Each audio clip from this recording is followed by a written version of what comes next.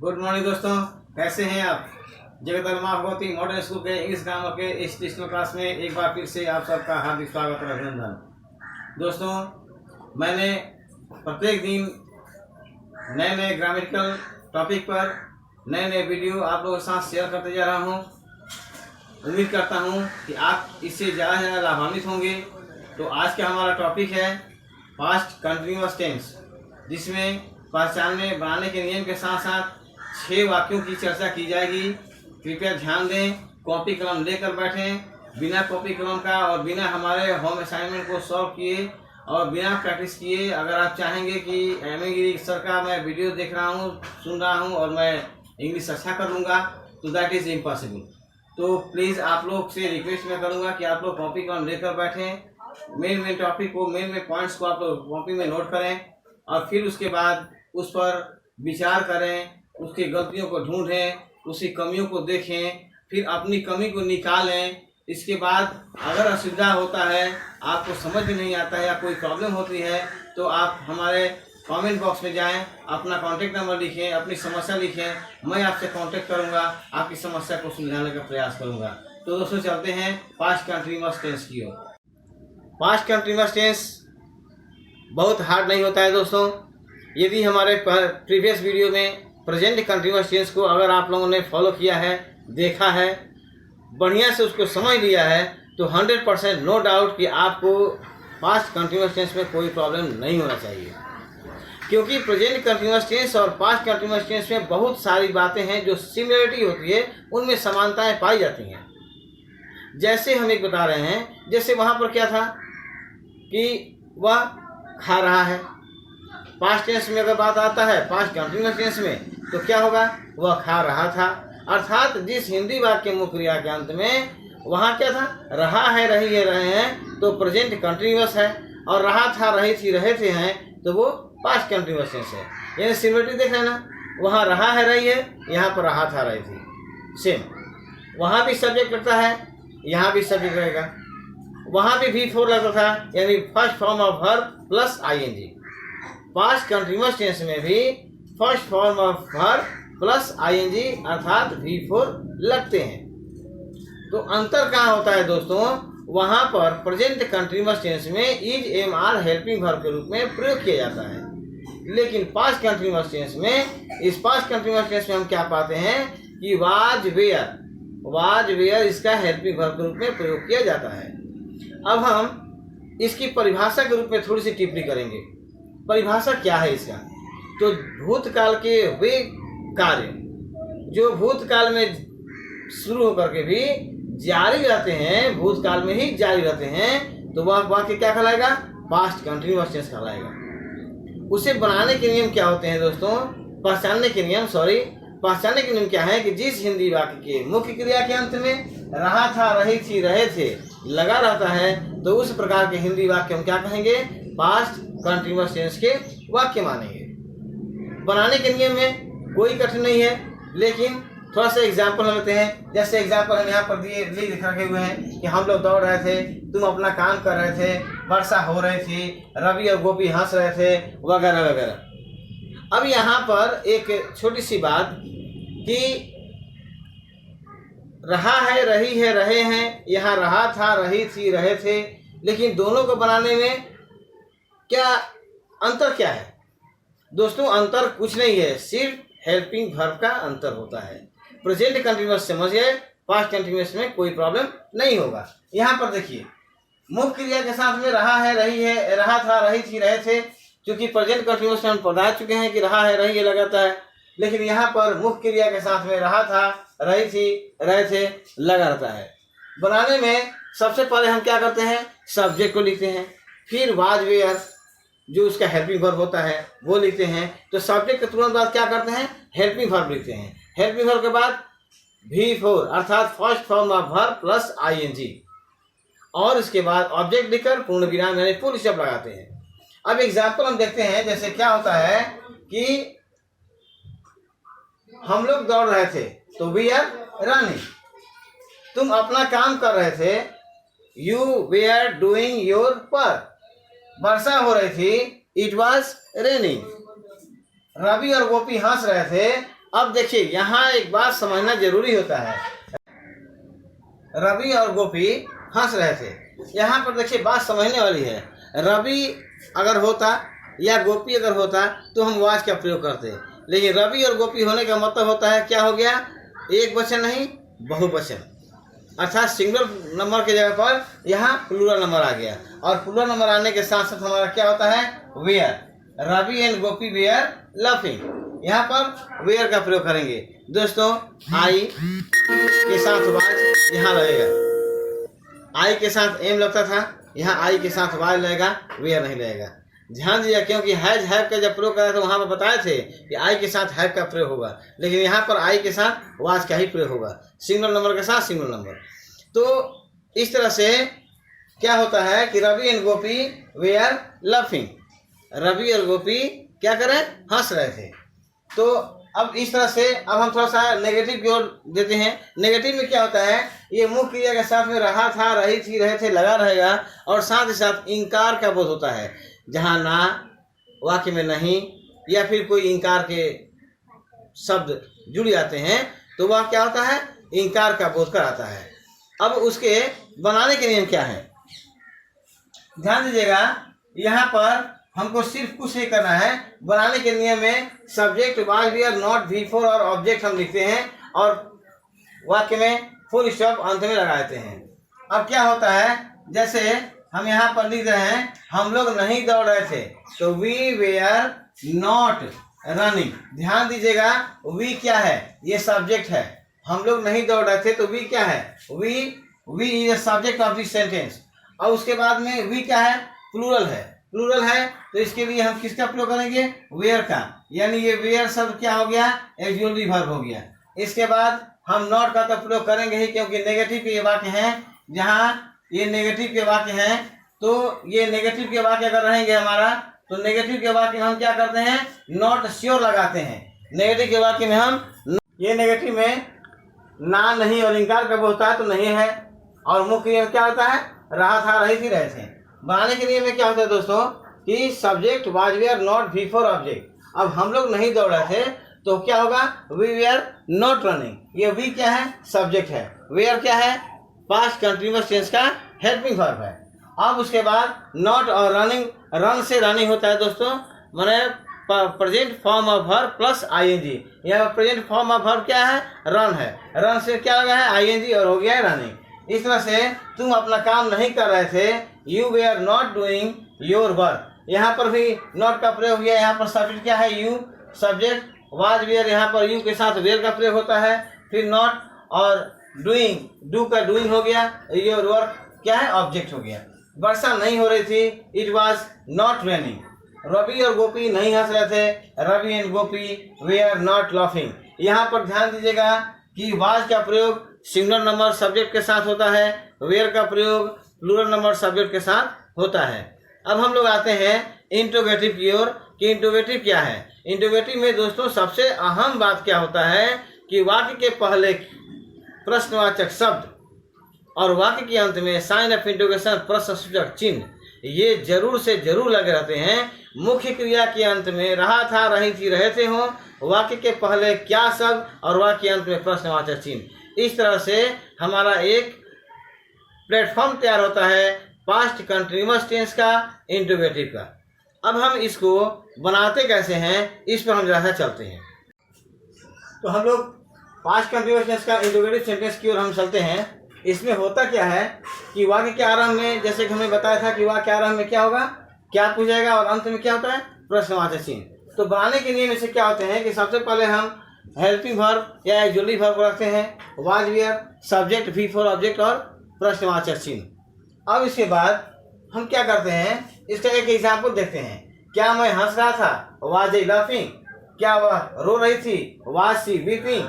क्या लड़के खेल रहे थे, वेयर बॉयज प्लेइंग।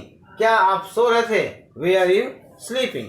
ध्यान दीजिएगा दोस्तों, प्रत्येक वाक्य में जब इसका उत्तर आप खोजेंगे तो इसका आंसर में सिर्फ आपको यस या नो ही मिलेंगे। और प्रत्येक सेंटेंस के प्रारंभ में एक्सक्लूसिव वर्ब भी लगाए गए हैं और अंत में क्या लगाया गया है, प्रश्नवाचक चिन्ह। यही सबसे बड़ा पहचान होता है इंट्रोगेटिव का। किसी भी सेंटेंस के, किसी भी टेंस के लेकिन साधारण इंट्रोगेटिव सेंटेंस के ये मुख्य पहचान होते हैं। अगर अंग्रेजी में लिखा गया है तो वहाँ पर उस टेंस के हेल्पिंग वर्ब के आधार पर लिखे जाएंगे और अंत में प्रश्नवाचक चिन्ह दिए जाते हैं। लेकिन अगर यहीं पर अगर आप कुछ दूसरा अगर हम इस्तेमाल करते हैं तो वहाँ पर आप देखेंगे कि उसका आंसर कुछ स्पेशल हो जाएगा, तो स्पेशल के लिए हम स्पेशल लगाते हैं। दोस्तों, पास्ट कंटिन्यूअस टेंस का इंट्रोगेटिव नेगेटिव की ओर हम लोग ध्यान केंद्रित करें। इसमें होता क्या है वास्तव में कि प्रश्न पहले पूछे जाते हैं, प्रश्नवाचक चिन्ह अंत में लगाए जाते हैं, वाक्य में बीच में कहीं ना कहीं ना या नहीं शब्द का प्रयोग किया जाता है और साथ ही साथ मुख्य क्रिया के साथ में रहा था, रही थी, रहे थे, जरूर से जरूर लगाए जाते हैं। जब इतने सब बात का सिमिलरिटी जिस वाक्य में मिलता हो तो वह वाक्य क्या कहलाएगा? पास्ट कंटिन्यूअस टेंस का इंट्रोगेटिव नेगेटिव माना जाएगा। उसमें इंकार का बोध होगा ही, ना का बोध होगा ही, नहीं सब लगा ही रहेगा। अब उसको बनाते कैसे हैं? सेम थिंग्स, जैसे हमने क्या किया था, पास्ट कंटिन्यूअस टेंस का इंट्रोगेटिव बनाए थे, बस उसमें सब्जेक्ट के तुरंत बाद नॉट लगाएंगे, बाकी सब सेम रहेंगे। जैसे वाज वेयर इंट्रोगेटिव में लगा था, वाज वेयर के बाद सब्जेक्ट इंट्रोगेटिव में लगा था, V4 और ऑब्जेक्ट लगा था, नॉट नहीं लगा था, वो नॉट हम यहाँ पर जोड़ देंगे।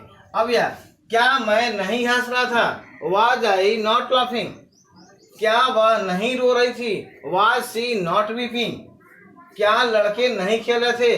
Where boys not playing. क्या आप सो नहीं रहे थे? Were you not sleeping. इस सब बातों में, जितने भी ये वाक्य हमने आपको बताया, उन सब बातों में एक बात कॉमन है। वो क्या है? पहले हेल्पिंग वर्ब से शुरुआत हुआ है, अंत में प्रश्नवाचक चिन्ह लगे हैं और बीच में इंकार का बोध हुआ है। ये कॉमन बात है। हिंदी में अगर आते हैं तो हिंदी के वाक्य को हम कैसे समझेंगे? इन सभी वाक्यों में अगर आप प्रश्न करेंगे, ये प्रश्न पूछा जा रहा है जिस तरह से, तो उसका आंसर आप क्या देंगे? हाँ या ना।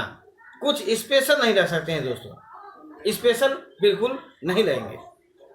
तो जहाँ स्पेशल नहीं रहेंगे वहाँ पर हम इंट्रोगेटिव के ही नियम से उसका अंग्रेजी अनुवाद करते हैं, यानी ट्रांसलेशन हम ट्रांसलेट करते हैं। उसका अंग्रेजी अनुवाद जो करते हैं वो किस नियम से करेंगे?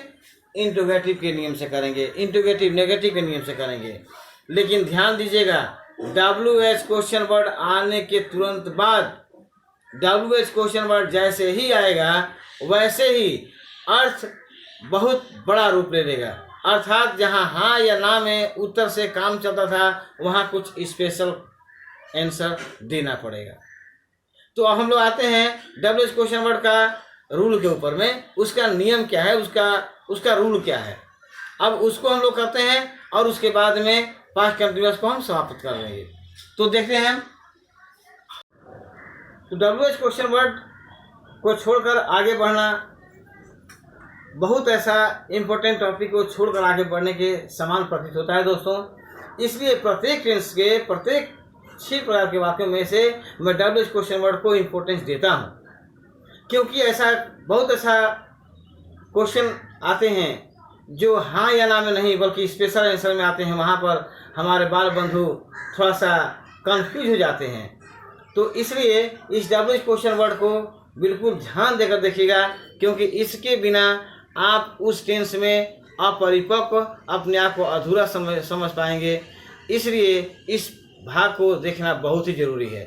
तो दोस्तों देखते हैं कि जैसे कि हमने ऑलरेडी बताया था कि जिस हिंदी वाक्य के मुख्य क्रिया के अंत में रहा था, रही थी, रहे थे लगा रहे, वाक्य में के बीच में कहीं भी ऐसा क्वेश्चन शब्द, ऐसा प्रश्नवाचक शब्द, ऐसा शब्द लगा हो जिसका कुछ स्पेशल आंसर निकले और वाक्य के अंत में प्रश्नवाचक चिन्ह लगे हो, तो उस प्रकार के वाक्य हमारे क्या कहलाते हैं? पास्ट कंटिन्यूअस टेंस के WH क्वेश्चन वर्ड का इंट्रोगेटिव सेंटेंस माना जाता है।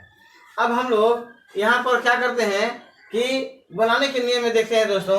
WH word was were subject V4 object लिखते हैं और वाक्य हमारा कंप्लीट होता है। यहाँ पर हम कुछ एग्जाम्पल रखे हुए हैं। राम क्या कर रहा था? ध्यान दीजिएगा दोस्तों, राम क्या कर रहा था? क्या राम कर रहा था? इसका आंसर क्या होगा? हाँ या ना। लेकिन वहीं पर आ जाता है अगर राम क्या कर रहा था, इसका मतलब राम ने जो काम स्पेशली जो काम कर रहा है उसके बारे में बताना है, तो इसको जब बनाएंगे तो ये स्वभावतः क्या हो गया, WH क्वेश्चन वर्ड बन गए। अब what was Ram doing, what जो क्या है ये इस क्या के लिए है, ये क्या है, WH क्वेश्चन वर्ड। इसके बाद was were subject before object लिखे, काम खत्म। व्हाट वाज राम डूइंग, वह वहाँ कब रहा, वह वहाँ कब रहा था। यहाँ पर देखिए दोस्तों कुछ ऐसा स्पेशल है जिसका हम उत्तर हाँ या ना नहीं देंगे, बल्कि उसके बदले में हमको वो प्रॉपरली टाइम को इंडिकेट करना है। तो यहाँ पर बोल रहा है कि वह वहाँ कब रहा था, तो when was he living there. When क्या है, WH क्वेश्चन वर्ड। वाज क्या है, एक्चुअली वर्ब। ही क्या है, सब्जेक्ट है। लिविंग क्या है, वर्ब है। और देयर क्या है, ऑब्जेक्ट है। इस तरह से अंत में प्रश्नवाचक चिन्ह हम जरूर देंगे, क्योंकि बिना प्रश्नवाचक चिन्ह दिए हम इसको कंप्लीट नहीं मानेंगे, हमारा वाक्य गलत हो जाएगा। तुम कहाँ जा रहे थे, वेयर यू गोइंग। यहाँ पर देखिए दोस्तों, यहाँ वेयर क्यों लगा है, क्योंकि यू लगा है। यू, वी, दे या ऑल अदर प्लूरल्स के साथ में हम एक्जुअली वर्ब वेयर का प्रयोग करते हैं। अब वह कोशिश क्यों कर रही थी, वाई वाज शी ट्राइंग। वह कोशिश क्यों कर रही थी, क्यों के लिए WH क्वेश्चन वर्ड में वाई का पोजीशन मिलता है, जगह मिलता है, इससे वाई वाज शी ट्राइंग।